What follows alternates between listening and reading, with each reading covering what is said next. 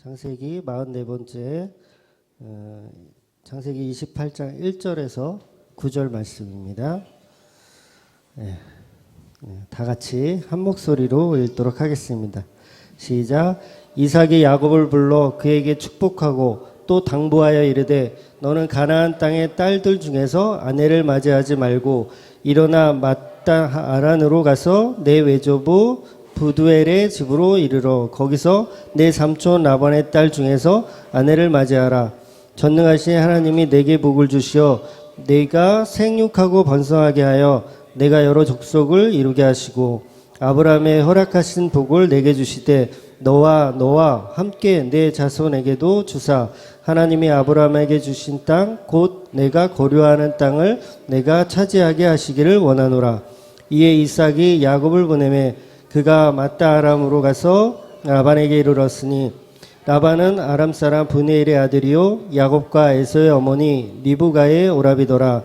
에서가 본즉 이삭이 야곱에게 축복하고 그를 맏단 아람으로 보내어 거기서 아내를 맞이하게 하였고 또 그에게 축복하고 명하기를 너는 가나안 사람 딸 중에서 아내를 맞이하지 말라 하였고 또 야곱이 부모의 명을 따라 맏단 아람으로 갔으며 에서가 또 본즉 가나안 사람의 딸들이 그의 아버지 이삭을 기쁘게 하지 못하는지라.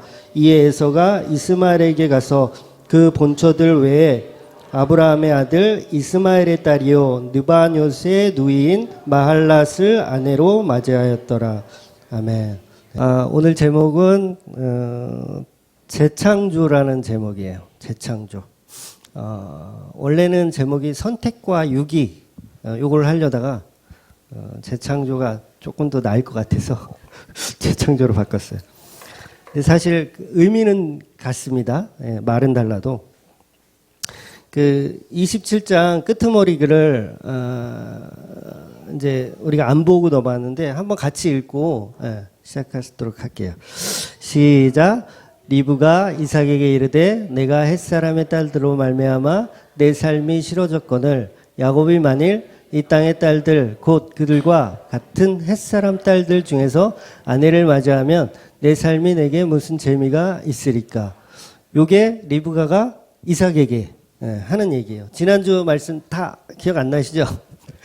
상황이 어떤 상황이냐면 이제 가족이 지금 편먹고 이렇게 싸움하는 장면에서 이제 리브가가 이삭을 설득하는 거예요. 너 잘못했다. 너 무당 잡교질했다. 너 왜 그랬냐? 그러면서 이렇게 설득하는 내용이 지금 우리가 방금 읽은 내용이에요. 그래서 이제 역시 아내가 남편을 이제 잘 설득을 합니다. 그래서 당신 잘못했다.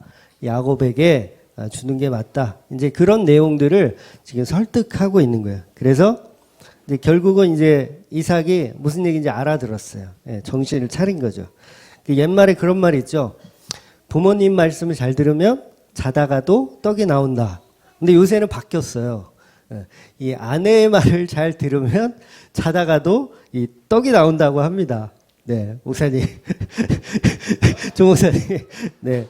아내의 말을 잘 들으면, 박수 좀 쳐주세요. 네. 자다가도, 떡이 나온다고 합니다. 그러니까, 우리 남편들은 아내의 말을 잘 들어야 돼요. 그러니까, 이 이삭도 지금 이 리브가의 말을 잘 들어서 오늘 본문의 시작은 이제 이삭이 정신을 차리고 야곱에게 이제 다시 축복을 해주면서 너는 이방 여자와 결혼하지 말고 이제 우리 삼촌 라반의 집에 가서 이제 결혼해라. 그런 얘기로 이제 축복을 해주는 그런 내용입니다. 그리고 나서 이제 이 야곱이 이제 떠나가죠. 무려 굉장히 먼 여행을 이제 시작을 합니다. 그래서 우리가 이제 야곱의 이제 그 고난의 시작의 여정을 이제 보는 거예요. 이제 오늘부터. 그래서 거짓말쟁이였던 야곱, 그리고 야곱의 뜻이 이 발 뒤꿈치를 잡다, 그 다음에 뭐 속여 넘기다, 뭐 그런 뜻을 가지고 있어요. 그러니까 그런 뜻을 가진 그 야곱이 나중에 어떻게 돼요?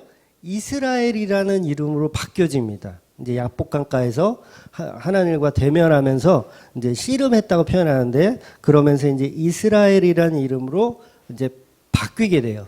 그 여정을 우리가 보는 거예요. 그러니까 성도의 삶이 어떠한지를 하나의 그 어떤 대표의 모습으로 이렇게 보는 거죠.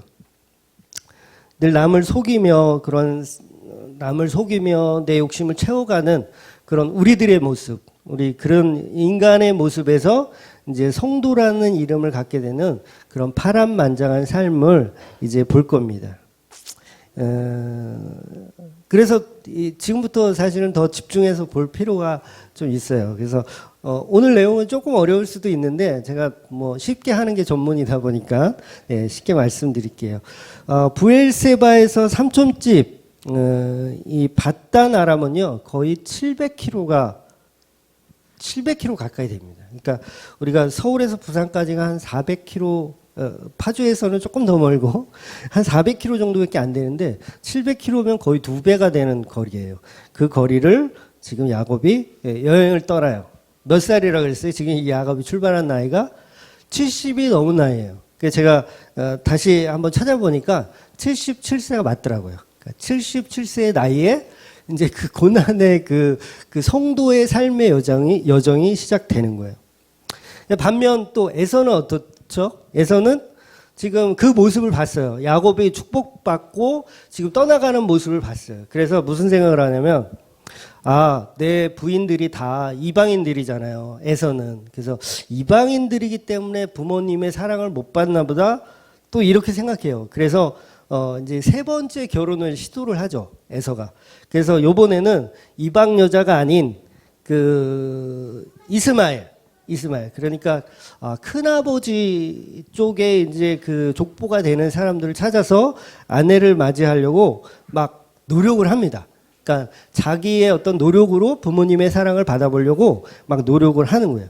그러니까 전형적인 바리새인을 얘기하고 있는 겁니다. 성경은 제 에서의 모습을.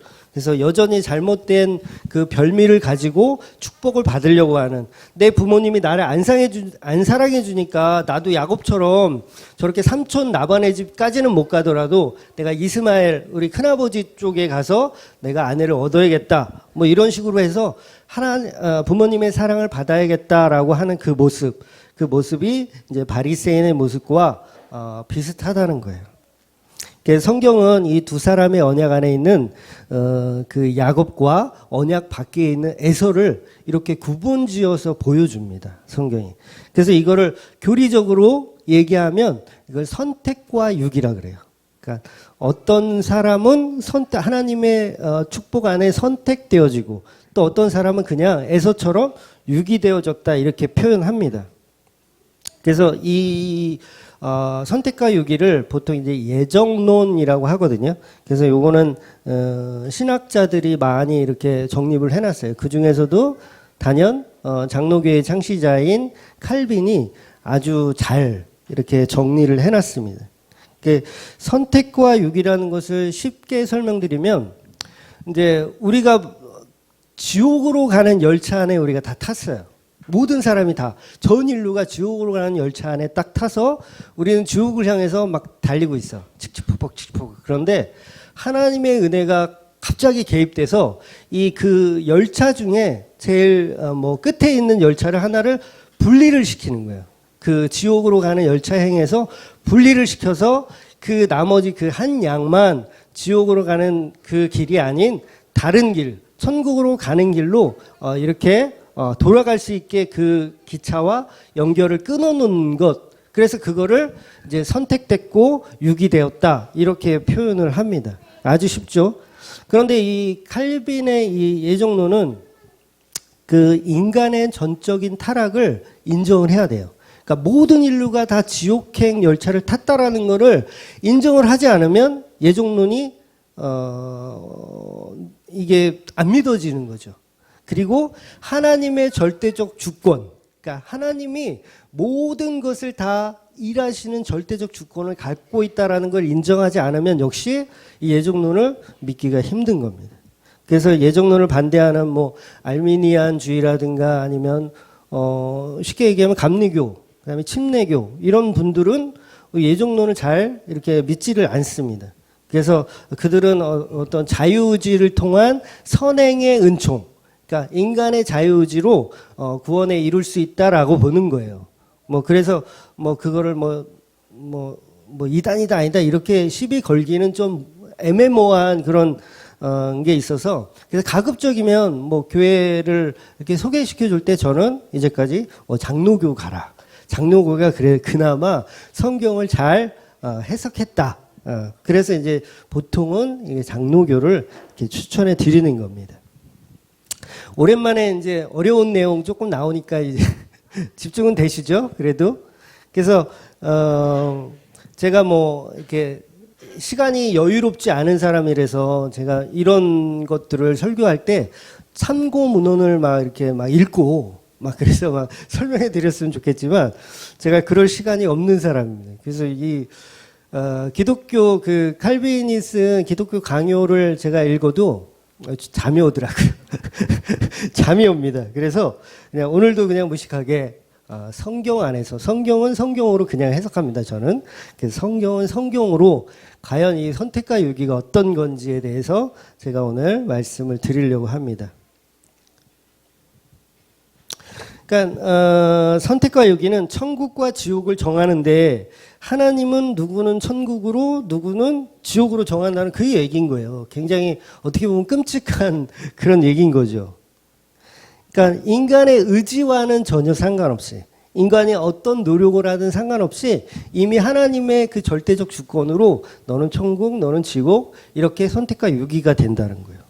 그러니까 이 내용이 어렵죠. 이해하기 싫고 어려운 거예요.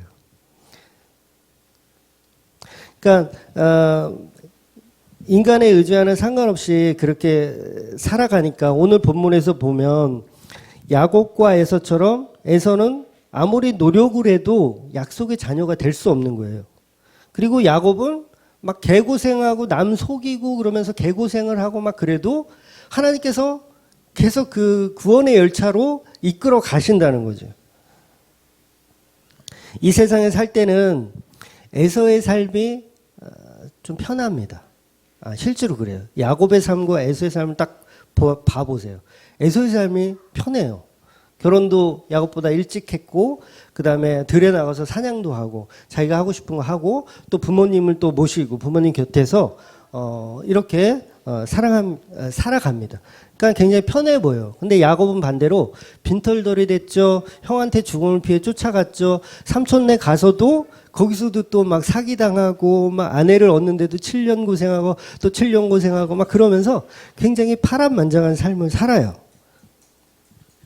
근데 성경은 계속 이 야곱의 삶을 집중하고 있는 거죠. 그게 성도의 삶이니까. 그래서 오늘은 이 선택과 유기라는 내용을 제가 늘 자주 말씀드리는 재창조의 개념으로 다시 설명해 드리려고 그래요. 재창조의 개념. 이 재창조란 이 단어가 그 이단들이 가끔 쓰는 단어예요. 그래서 제가 굉장히 이 단어 말고 좀 좋은 게 없나? 근데 없더라고요. 근데 사실 그 신천지도 이단이잖아요. 근데 신천지란 단어가 굉장히 좋은 단어입니다. 그게 이 성경에서 말하는 어떤 천국관을 설명하기에 가장 알맞은 단어인데, 못 써. 그거 썼다간, 이상해지니까. 이 재창조도 마찬가지예요. 특히 이 재창조는 그 통일교 그 나부랭이들이 하나님의 그 창조는 실패했다. 예수님의 십자가도 실패했다. 그래서 다시 재창조가 필요하다. 요럴 때 이 재창조라는 단어를 써요. 근데 제가 말하는 재창조는 그런 어떤 실패해서 다시 만든다는 개념이 아니라 창조 안에 또 다른 창조가 숨어 있었다. 그런 느낌으로 재창조인 거예요. 하나님의 창조는 완벽했어요. 너무도 완벽했는데 그 창조 안에 우리가 알지 못하는 또 다른 창조가 숨어 있는 거예요. 그게 바로 교회의 창조는 교회, 성도의 창조. 그러니까 이 성도의 창조는 아무나 못 알아봐요. 아무나 못 알아봐. 그러니까 심지어는 예수님께서 십자가에 달려서 죽을 거라는 걸 사단은 어떻게 생각했냐면, 저 예수가 이 땅에 왔으니까 저 인간을 내가 십자가에 못 박아서 죽여야겠다. 그러면 우리가 승리한다라고 생각했어요. 그러니까 비밀인 거죠. 사실은 반전 영화였던 거죠. 그래서 사단은 어떻게 해서든지 예수 그리스도를 저 나무에 못 박아 죽이려고 온갖 노력을 했어요. 그래서 그거를 성공했는지 알았어. 근데 사실 알고 봤더니 그게 실패인 거죠. 예수님께 십자가에 달려야 그게 성공. 그게 비밀이라는 거예요. 그래서 이 천사도 몰랐다는 표현이 있어요. 예수님이 십자가에 달려서 죽어야 하는 그 비밀을 천사들도 몰랐다는 얘기가 있어요. 제가 말하는 이 재창조는 창세기 1장 2절에 나와 있는 창조가 어떤 부족했다, 완벽하지 않았다 그런 말이 아니라 그러니까 하나님이 창조 안에 또 다른 창조를 숨겨놓았다 그런 말입니다.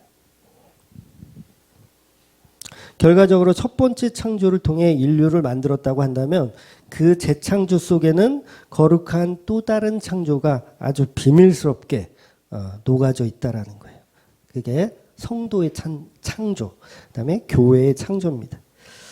그러니까 구원받은 사람들이란 교회란 재창조가 된 사람들인 거예요. 재창조가. 그러니까 유기된 사람은 지옥으로 가는 그런 사람들은 재창조가 되지 못한 사람인 거죠. 그러니까 천국에 가는 사람은 재창조가 된 사람들을 이야기하는 거예요. 그러니까 표피적으로 이 창조에만 속한 사람들로 보는 거죠. 우리가 창세기를 오늘 이제 44번째 강의를 하고 있는데, 설교를 하고 있는데 1장부터 지금까지 그 제가 설명하고 있는 그 창조 안에 숨어 있는 단 한 사람, 그게 누구였어요? 예수 그리스도. 그러니까 이 창세기 지금 1장부터 44장까지 하는데 모든 내용들이 예수 그리스도가 다 개입되어 있어요. 이거를 비밀이라고 얘기하는 거예요. 그러니까 사람들은 창세기를 아무리 읽어도 예수 그리스도를 발견하지 못합니다. 그런데 성령의 은혜로 복음을 받은 사람들은 예수가 보여요. 그러니까 이게 비밀이라는 거예요. 비밀.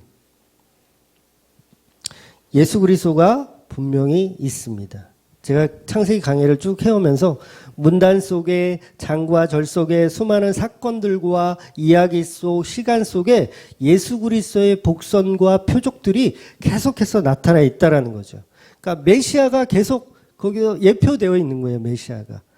이건 성령의 역사가 아니면 절대로 그것을 볼 수가 없는 거죠. 오죽하면 천사도 못 알아봤겠어요. 천사도 몰랐어요. 이런 심오함이 하나님 있었어요? 이렇게 깜짝 놀랄 정도로 몰랐다는 거죠. 그러니까 성령이 우리에게 오셔서 우리에게 구원을 적용시킬 때 그것을 보이게 해 주시는 거예요. 제자들이 아무리 성경을 많이 보고 많이 연구하고 했음에도 불구하고 예수님께서 십자가에 달려 죽으니까 다 떠나갔잖아요. 그건 뭐예요? 못 보고 있었던 거예요. 못 보고 있었다는 거예요. 그래서 첫째 날부터 제가 첫째 날 천지창조부터 이 세상은 흑암과 공허의 상토가 있었는데 예수 그리스도라는 빛이 탁 그 흑암과 공허의 그 흙에 비춰졌더니 그 빛이 보시기에 좋았더라라고 변하는 거죠. 그리고 인간이 타락했을 때 가죽옷을 입혀주세요. 그 가죽옷은 뭐죠? 예수 그리스도잖아요. 그러니까 그런 식으로 해서 예수 그리스도의 예표가 계속 녹아져 있었다라는 겁니다. 잘 모르시는 분은 창세기 강의 1장부터 쭉 보시기를 권해드리겠습니다. 자, 에베소서 3장 9절 11절 같이 한번 읽겠습니다. 시작. 영원부터 만물을 창조하신 하나님 속에 감추어졌던 비밀의 경륜이 어떠한 것을 드러내게 하심이라. 이는 이제 교회로 말미암아 하늘에 있는 통치자들과 권세들에게 하나님의 각종 지혜를 알게 하려 하심이니 곧 영원부터 우리 주 그리스도 예수 안에서 예정하신 뜻대로 하신 것이라. 아멘. 네, 제 말이 아니죠. 제 말이 아니라 성경이 그렇게 이야기하고 있는 거예요. 영원부터 만물에 창조하실 때까지 감추어져 있던 그 비밀, 그게 바로 예수 그리스도인 거죠. 그러니까 예수 그리스도의 예정하신 그 예정이 뭐예요? 예수 그리스도가 뭘 예정하려고 그러는 거예요? 교회를 예정하려는 거예요. 교회를. 그러니까 교회는 누구예요? 우리 성도들 한 사람 한 사람이 다 교회인 거죠. 그러니까 창세기에는 예수 그리스도가 교회를 창조하고 있는 내용인 거예요. 이해하시죠? 그러니까 세상 모든 만물을 창조하는 게 목적이 아니고 사실 그게 목적이 아니에요. 그것은 지구를 만들고 뭐 우주를 만들고 이거는 썩어져 없어질 것들이에요. 그러니까 진짜 창조는 뭐였냐면 그 창조 안에 재창조된 성도를 만드는 게 진짜 목적인 거죠. 그 목적. 이제 한번 들어보세요. 자꾸 처음부터 다시 설명하고 싶은 마음이 있어가지고 설교가 자꾸 길어지는 거예요. 잘 한번 들어보세요. 하나님이 아담과 하와를 동시간이 아닌 따로따로 창조했어요. 그죠? 아담과 하와를 따로따로 창조했어. 근데 아담을 만들어 놓으니까 하나님 뭔가 좀 부족한데? 뭔가 좀 잘못 만든 것 같은데? 라고 생각해서 하와를 또 만들어 주신 건가요? 아니잖아요. 처음부터 계획되어 있던 거예요. 이거를 아담과 하와를 분리시켜서 따로따로 만든 거는 이유가 있는 거죠. 그게 뭐예요? 재창조인 거예요. 재창조. 첫 번째 아담의 창조는 세상의 우주 만물을 창조한다는 그런 의미라고 한다면 하와를 만드는 그 창조는 이제 교회의 창조에 대한 재창조를 설명하고 있는 겁니다.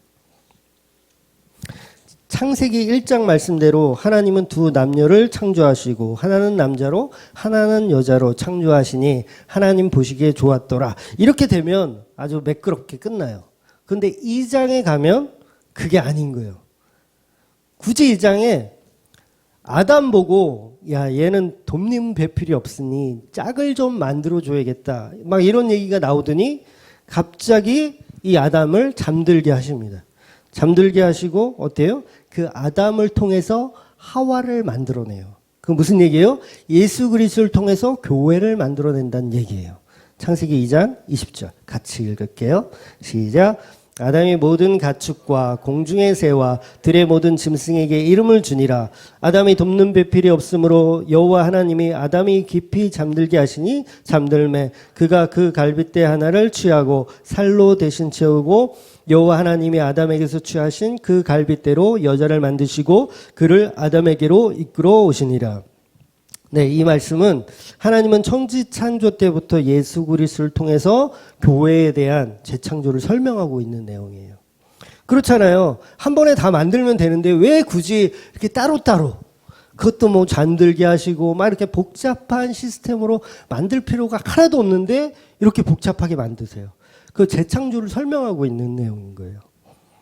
하나님이 아담을 무슨 요일에 만드십니까? 아담을 무슨 요일에 만드세요?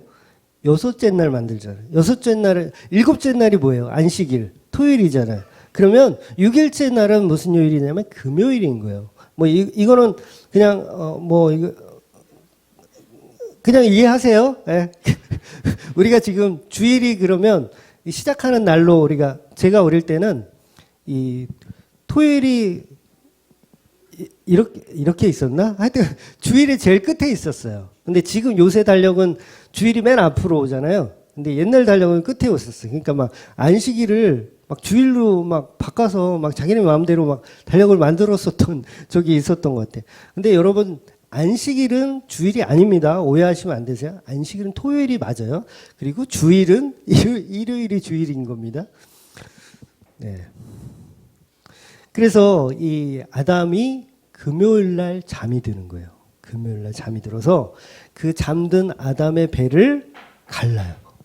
가르고 거기서 뭘 꺼내냐면 갈빗대를 꺼냈다고 그래요. 근데 정확하게는 이게 갈빗대란 표현인지 아니면 중심이란 뜻도 있거든요. 그게 이제 그 히브리어 원어로 보면 중심이란 뜻도 있어요. 어쨌든 뭐 갈빗대로 이제 해석을 해 놓으니까 갈빗대를 꺼내서 그 갈빗대로 하와를 만드는 거예요. 하와를.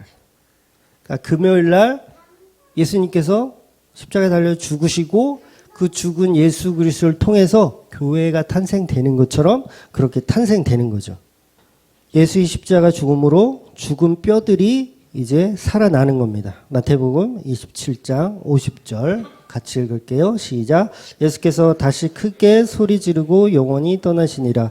이에 성소 휘장이 위로부터 아래로까지 찢어져 둘이 되고 땅이 진동하며 바위가 터지고 무덤들이 열리며 자던 성도의 몸이 많이 일어나되 예수의 부활 후에 그들이 무덤에서 나와서 거룩한 성에 들어가 많은 사람에게 보이리라. 예수님이 십자가에 달려서 돌아가시니까 무덤이 열리고 성도의 뼈가 살아서 움직여요.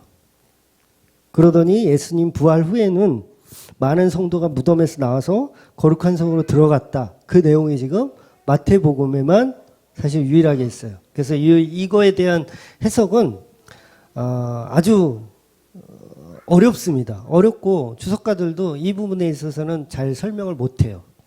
근데 이거는 의도적으로 마태가 정확하게 재창조에 대한 이야기를 기록하고 있는 거예요. 의도적으로. 무덤이 열리고 뼈들이 막 살아서 움직인다라는 표현을 정확하게 하고 있는 거예요. 예수 그리스도가 십자가의 죽음으로 우리는 마른 뼈의 상태, 죽은 상태였는데 그 뼈로 하와를 만들어내듯이 교회를 탄생시킨다는 그 내용인 거예요. 진짜 생명은 창세기 2장에 그 생기라는 표현 있죠. 생기가 들어와야 진짜 살아있는 게 되는 거예요. 그러니까 재창조가 되지 못한 사람들은 뭐예요? 이 생기와 생명이 상실되어진 상태인 거예요. 창세기 2장 7절 시작. 여호와 하나님이 땅 흙으로 사람을 지으시고 생기를 그 코에 불어넣으시니 사람이 생명이 되니라. 아멘. 그러니까 예수 그리스도의 십자가 부활이 없는 사람은 성도가 아닌 사람은 그냥 유기된 사람이고 그 사람은 생명도 생기도 없는 상태인 거예요. 어떻게 보면 짐승과 정말 죄송한데 짐승과 별 차이가 없는 상태라 마찬가지인 거예요. 그 끔찍한 거죠. 그러니까 재창조가 되지 않은 사람은 이건 사실 심각한 거예요. 심각한 거. 십자가의 재창조 복음을 들어도 자꾸 흙의 상태인 그런 사람들은 그것을 이해하지 못합니다. 절대 이해할 수가 없죠. 십자가 없이 스스로 구원을 얻어보려고 막 이렇게 흙들이 막 이렇게 막 발버둥을 치는 거예요. 흙들이. 그것을 뭐라 그랬다 그랬어요? 진화론이라 그런다 그랬잖아요. 그리고 그걸 인본주의라고 하는 거예요. 흙들, 그 흙들이 우리가 최고예요. 우리가 스스로 구원해낼 수 있어요. 막 하는 거. 그런 것들. 그러니까 불교가 뭐예요? 불교에서 여러분 인사할 때 어떻게 인사하는지 아세요? 성불하십시오. 이렇게 인사해요. 성불하십시오. 성불하십시오. 성불했다라는 게 뭐예요? 당신 스스로 당신이 구원에 이르세요. 열반에 이르세요. 해탈하세요. 그 얘기거든요. 그러니까 누구의 도움도 없이 당신 스스로 천국에 가세요. 이 얘기인 거예요. 그러니까 뭐예요? 전형적인 인본주의적인 거죠. 십자가를 보지 못하고 열심히 그 정화수 이렇게 떠다 놓고 비나이다. 지난주에 말씀드렸던 무당 잡교들 여전히 기독교 안에서도 예수 그리스도를 통해서 얻어지는 구원이 아니라 자기 스스로 자기가 비나이다 열심히 하면 구원에 이룰 수 있다라고 착각하는 그런 무당들. 교회는 교회인데 양복 입은 무당들 여전히 있다고 그랬죠. 전부 죽은 흙들이 하는 행위들이에요. 전부 죽은 흙들이 하는 행위. 그러니까 흑암과 공허의 그 흙들은 예수의 빛이 없으면 전부 죽은 거예요. 그러니까 여기 계신 여러분들도 예수의 빛이 없으면 그냥 죽은 상태인 거예요. 좀비나 마찬가지. 좀비들이 막 이렇게 걸어다니는 거랑 똑같아요. 그 좀비 누가 생각해낸 건지 참 잘 생각해낸 것 같아요. 모든 인류가 지금 좀비의 생활을 하고 있는 거예요. 근데 모르죠, 사람들은. 다 같은 좀비니까. 그러니까 좀비가 좀비를 압니까? 다 같은 좀비니까 못 알아보는 거예요. 근데 어때요? 복음이 들어온 사람들은 좀비를 보면 좀비인지 알잖아요. 그거랑 똑같은 거예요. 재창조는 여러분 절대 흙으로 만드는 게 아니에요. 굉장히 중요한 겁니다. 재창조는 흙으로 만드는 게 아니라 뭘로 만들어요? 갈비뼈로 만드는 거예요. 재창조는. 그러니까 재질부터가 다르다니까요. 세상 사람들과 우리는 재질부터가 달라요. 우리가 잘 아는 에스겔서 37장 마른 뼈 이야기 잠깐 보고 넘어가겠습니다. 시작. 주 여호와께서 이 뼈들에게 이같이 말씀하시기를 내가 생기를 너희에게 들어가게 하리니 너희가 살아나리라. 너희 위에 힘줄을 두고 살을 입히고 가죽으로 덮고 너희 속에 생기를 넣으리니 너희가 살아나리라. 또 내가 여호와인 줄 너희가 알리라 하셨다 하라. 이에 내가 명령에 따라 대언하니 대언할 때에 소리가 나고 움직이며 이 뼈 저 뼈가 들어맞아 뼈들이 서로 연결되더라. 교회는 그 타락한, 정확히는 타락할 그 흙으로 만든 것이 절대 아니에요. 흙은 타락하게 돼 있어요. 타락하게 돼 있는데 교회는 흙으로 만든 게 아니라 뼈로 만들었기 때문에 타락하지 않습니다. 교회는. 바로 이게 예수 그리스도의 죽음 그 뼈로 만든 거예요. 예수 그리스도의 죽은 그 뼈로 만든 거예요. 그게 바로 십자가죠. 살이 찢기고 물과 피를 쏟고 그 고통의 갈비뼈를 취해서 만든 게 교회라는 거예요. 예수 그리스도의 십자가의 갈비뼈를 확 취해서 그걸로 만들어낸 게 교회라는 거죠. 그 6월절의 어린 양의 그 꺾지 않은 그 어린 양의 뼈, 꺾지 않은 뼈. 십자가 위에서 예수님은 다리를 꺾어야 하는데 꺾지 않아요. 그 사건이 있어요. 꺾지 않는 그 뼈로 만들어지는 게 바로 교회라는 거예요.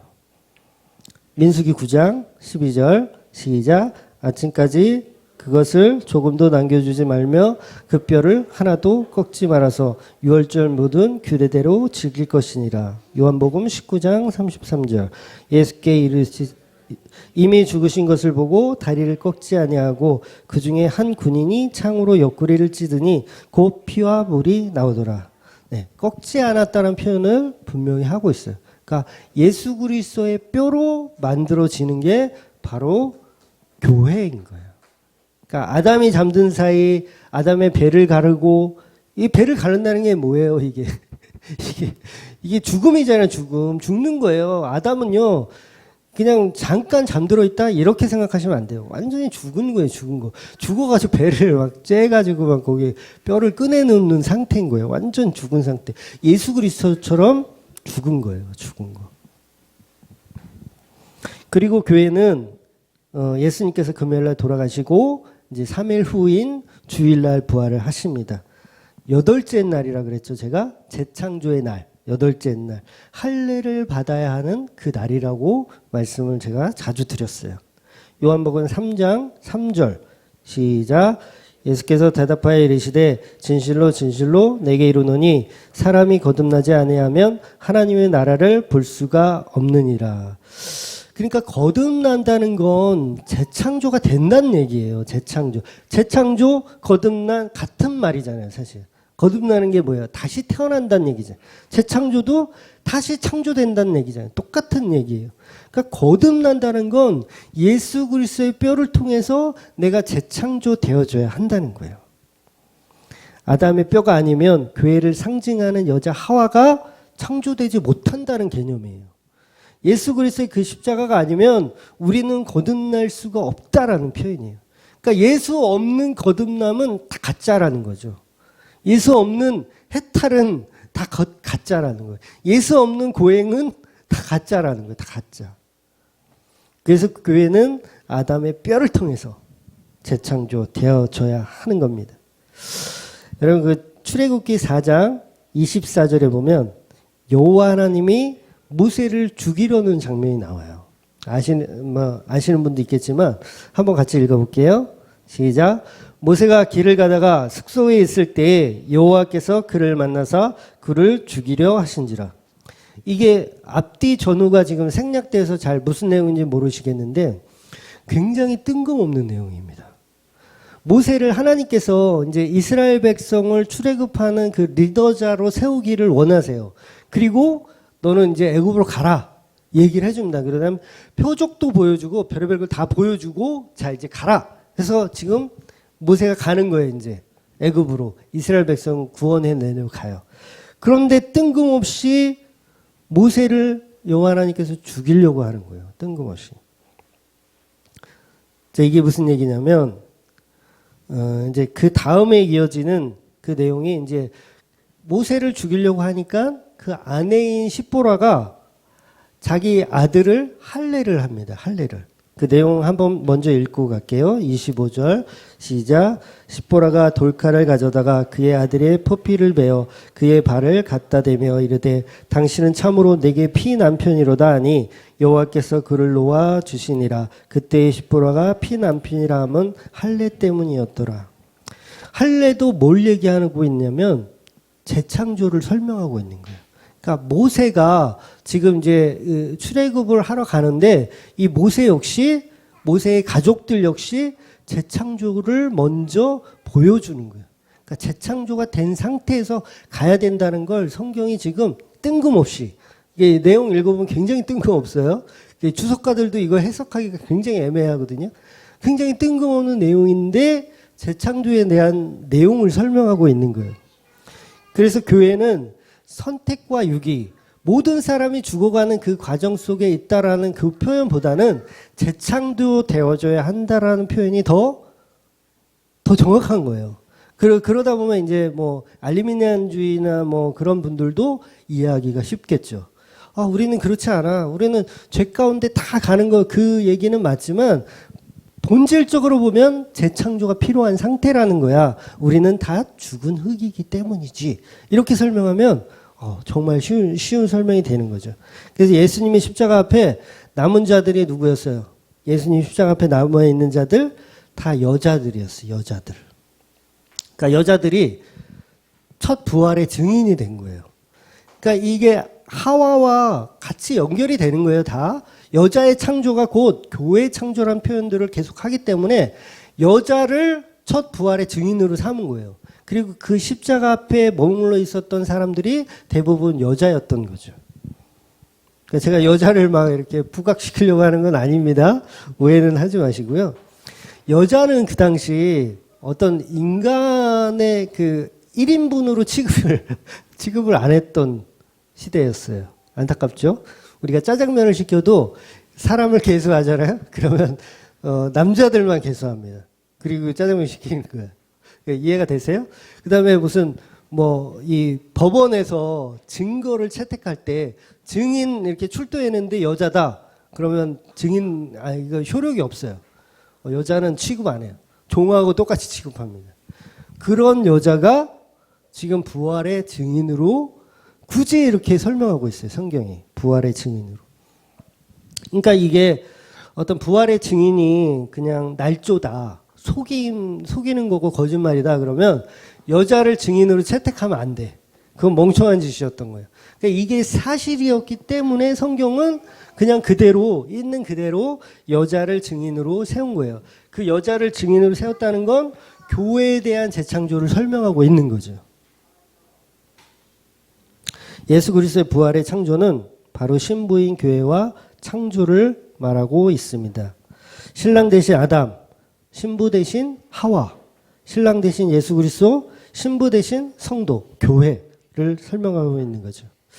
여러분 제가 창세기 그 9탄 때 그 제목이 아담이었던 것 같은데 그거 할 때 그 선악과를 아담과 하와가 동시에 먹은 게 아니라 하와가 먼저 먹잖아요. 먼저 먹고 그걸 아담에게 줘요. 근데 아담이 그걸 받아서 먹었다고 성경에 기록되고 있어요. 그러니까 이게 지금 정황이 생략되어져 있는데 과연 아담이 이거 먹으라고 준다고 그냥 냉큼 받아 먹었을까요? 라는 거죠. 저는 이건 신학적으로 어떻게 태클이 들어와도 뭐 할 말은 없지만 저는 아니라고 생각해요. 분명히 이 아담은요 굉장히 놀랬습니다. 하와가 그거를 먹을 거라고는 상상조차 하지 않았는데 하와가 그 선악과를 먹은 거예요. 그 얼마나 소름이 돋고 깜짝 놀랐겠어요. 다시 그거 먹으면 어떻게? 그거 먹으면 죽는다고 분명히 하나님 말씀하셨는데 그걸 먹으면 어떻게? 그러니까 하와는 어때요? 자기가 그걸 먹고 막 부끄러움을 알았어. 그러니까 남편을 피해서 막 숨으려고 했을지도 모르겠어요. 막 그런 상황인 거예요. 너무 부끄러워하는 있는 상황이에요. 근데 아담이 그 모습을 보고 너무 마음이 아팠어요. 가슴 아프고 애통하고 또 그걸 먹으면 어떡해. 너무 슬퍼한 거예요. 애통하는 마음.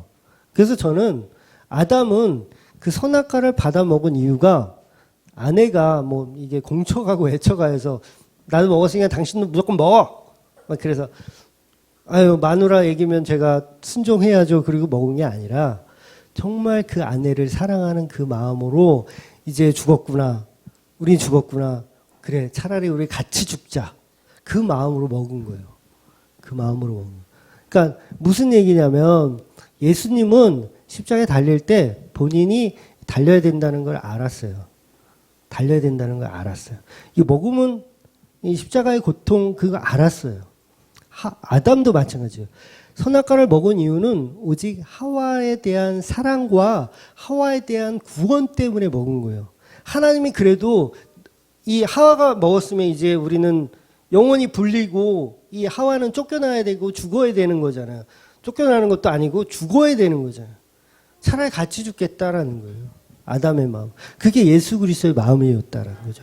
교회를 사랑하는 그 예수 그리스도의 마음을 성경이 그렇게 표현하고 있는 거예요.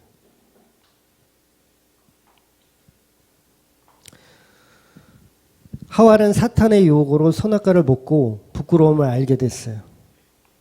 남편 앞에 나아가지도 못하고 두려움에 벌벌 떨고 있었을 겁니다.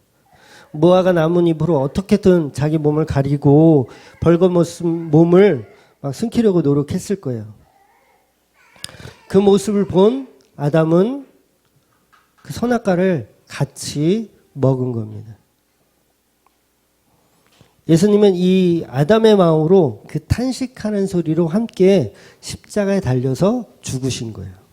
누가복음 23장 34절 같이 읽을게요. 이에 예수께서 이르시되 아버지 저들을 사하여 주옵소서 자기들이 하는 것을 알지 못함이니이다 하시더라. 이게 아담의 말인 거예요. 아담의 말. 아담이 이 말을 남기고 선악과를 받아 먹은 거예요. 하와가 먹은 그 선악과를. 그러니까 아담이 얼마나 멋진 남자예요. 얼마나 멋진 남자예요. 그 예수님이라니까요. 아담은 예수님을 예표하는 거예요. 예수님을 예표하는 거. 그러니까 이 십자가의 복음만 아는 사람들이나 이게 교회의 선택과 이 재창조를 이해할 수가 있습니다. 못 알아먹죠. 도저히. 아담의 범죄? 아담의 범죄가 아니에요. 교회의 범죄인 거예요. 교회의 범죄. 하와라고 하는 그 재창조가 된 이 교회에 대한 이 문제를 아담이 해결하려고 했던 거예요. 근데 아담이 먹은 선악과는 교회를 구원시켜주지 못합니다. 오해하시면 안 되세요. 아담이 먹었기 때문에 하와가 구원됐다 이 얘기를 하고 있는 거 아니에요? 저 그럼 이단됩니다. 그 얘기가 아니라 아담의 그 마음을 가지고 예수님께서 이제 재창조를 하셨다는 내용이에요. 아담은 그 정황만 상황만 설명하고 있는 거고 실제로 그 예수 그리스도가 아담의 마음을 품고 교회를 살려냈다라는 거죠. 네, 사랑하는 우리 주맘교회 식구 여러분, 복음이 들리십니까? 저는 그런 질문을 좀 하고 싶어요. 복음이 들리십니까? 제가 좀 전에 저기 찬양을 이렇게 좀 목소리가 안 좋고 감기도 걸렸는데 찬양을 이렇게 드렸어요. 뭐 그 찬양은 너무도 잘 아시겠지만 제 기억으로는 94년도쯤 된 것 같아요. 그때 제가 그 CCM에 한참 빠져 있을 때 거의 뭐 집에 가면 저희 집에 가면 월급 타면 거의 사는 게 이제 그 당시에는 이제 CD보다는 카세트 테이프가 더 많은 시기였으니까 카세트 테이프가 거의 CCM만 일반 가요 빼고 CCM만 거의 한 300장 이상 300개 이상 있었어요. CCM만. 그러니까는 그 당시 여기 파주에도 기독교 백화점이 있었거든요. 가면 저보다 그 품목이 적어. 그리고 이제 그 제일 큰 데가 이제 종로서적이나 교보문고가야 이제 좀 컸거든요. 종로서적이 그 기독교 용품점이 따로 있었어요. 근데 굉장히 앨범들이 많잖아요. 서울에서 가장 큰 기독교 파는 데니까. 거기 가도 제가 더 품목이 더 많았어요. 그 정도로 제가 CCM에 미쳐 있었던 시절이 있었는데 그때 제가 그 CCN 캠프, 하덕교회 CCN 캠프에서 들은 곡이 바로 오늘 제가 부른 이 김성수 목사님 집으로라는 곡이에요. 그 곡을 너무 좋아서 제가 종로 서적에 가서 그 테이프를 사서 이제 그 주구장창 그 앨범을 들었었던 기억이 있어요.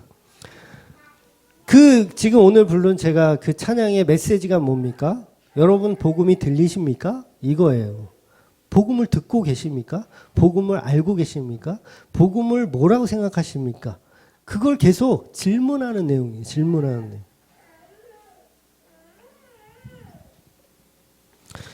우리의 삶이 야곱처럼 부모를 떠나서 물품으로 살아가는 그런 모습일 수 있어요. 그렇잖아요. 교회를 믿는데 뭔가 좀 안 풀려. 이 사업도 좀 잘 안 되는 것 같고, 회사에서도 자꾸 나를 갈구는 인간도 있고, 자꾸 이걸 그만둬야 되나 어쩌야 되나. 사는 내내 고통이고 아주 힘들어요.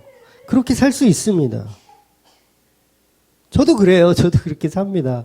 이 사업을 왜 해가지고 내가 이 고생을 하고 있나. 차라리 그냥 마음 편하게 대리운전을 했으면 그때만 승질나고 돌아서면 잊어버릴 거. 이건 계속 이 스트레스를 받아야 하는, 이걸 왜 해야 하나. 교회 했다는 얘기 아니에요. 교회 때문에 하는 얘기 아니에요. 우리 삶에 이렇게 고통의 연속이라는 거예요. 고통의 연속. 여러분 다 그렇잖아요. 스트레스 안 받고 직장 생활하고 사업하시는 분 없잖아요. 힘들고 어렵게 우리는 그렇게 야곱의 삶으로 계속 살아가고 있는 겁니다.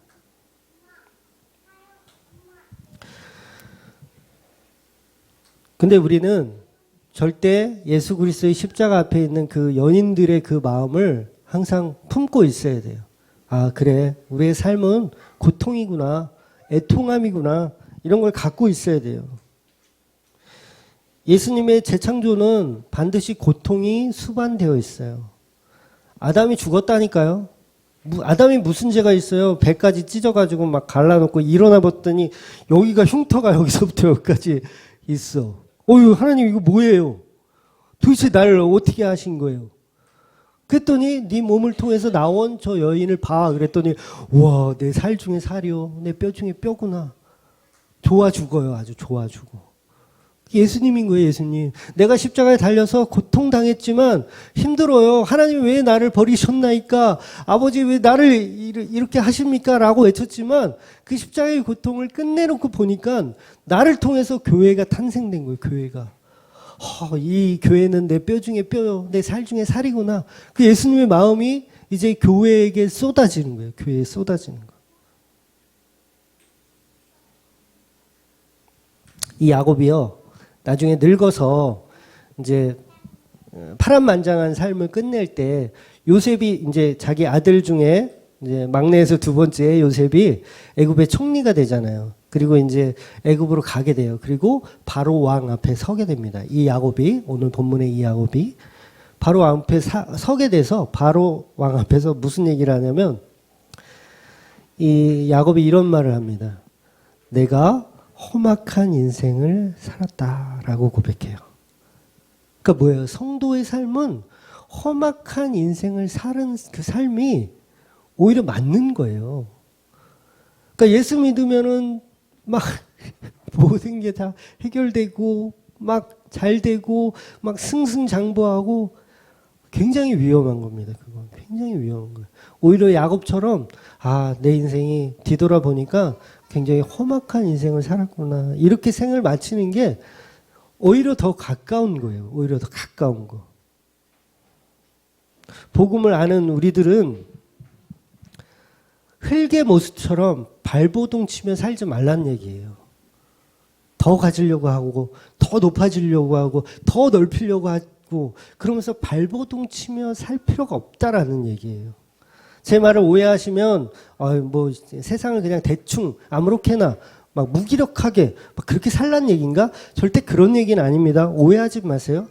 발버둥 치지 말라는 거예요. 발버둥 치지 말라는 거예요. 제가 우리 막내 아들 이름을 지어줄 때 우리 막내 아들 이름이 뭐죠? 다주예요. 다주. 다주라는 이름을 지을 때 제가 이런 마음으로 지었습니다.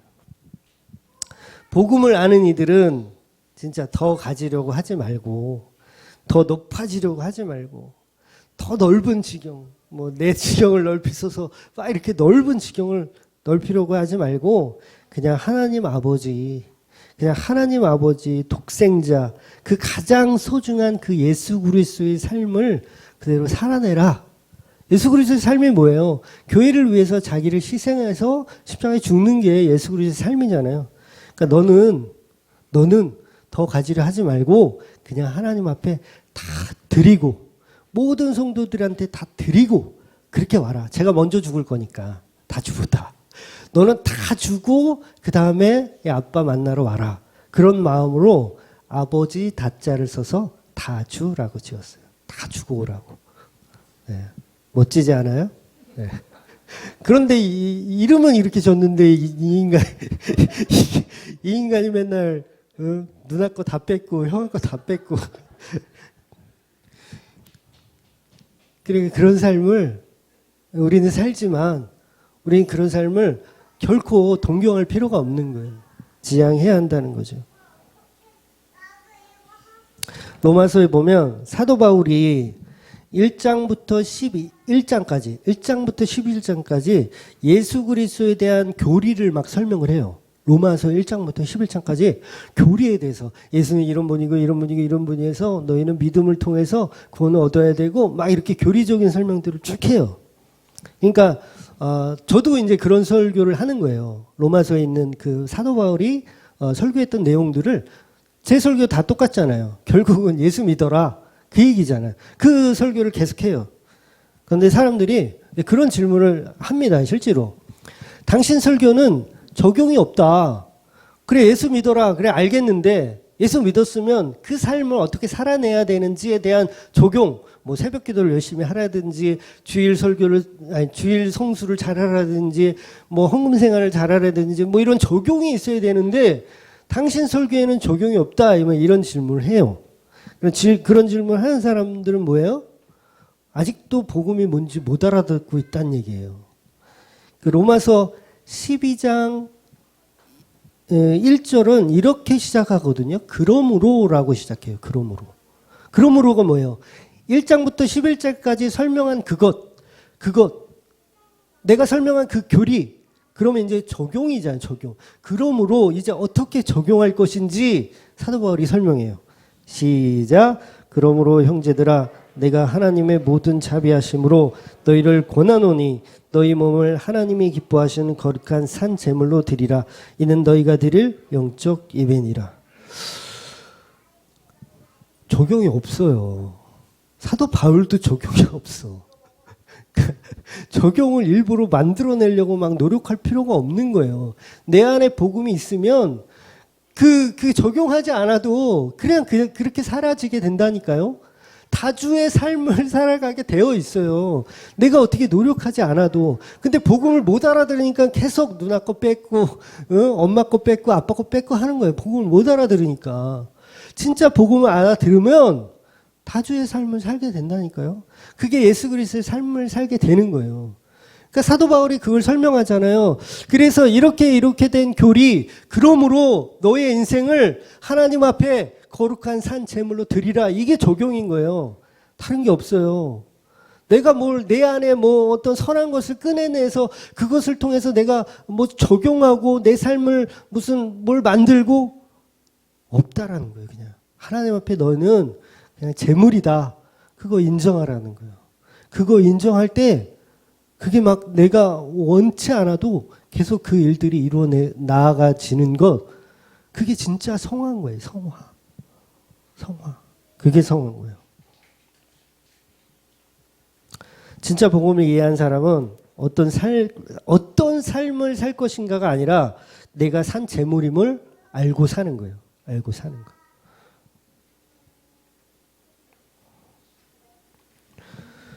그러니까 이 복음 안에 들어온 사람은 고민할 게 하나도 없어요. 내가 어떻게 살아야지? 내가 어떻게 해야 더 착하게 살까? 내가 어떻게 해야 더 죄를 안 짓까?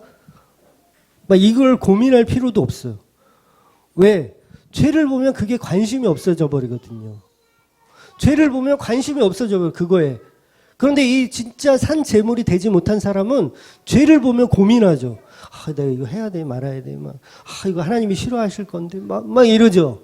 그럼 뭐예요? 아직 내가 재물이 아닌 거예요. 진짜 재물들은 죄를 보면 신경이 안 써져. 내가 재물인데 무슨 그거 뭐 신경을 써.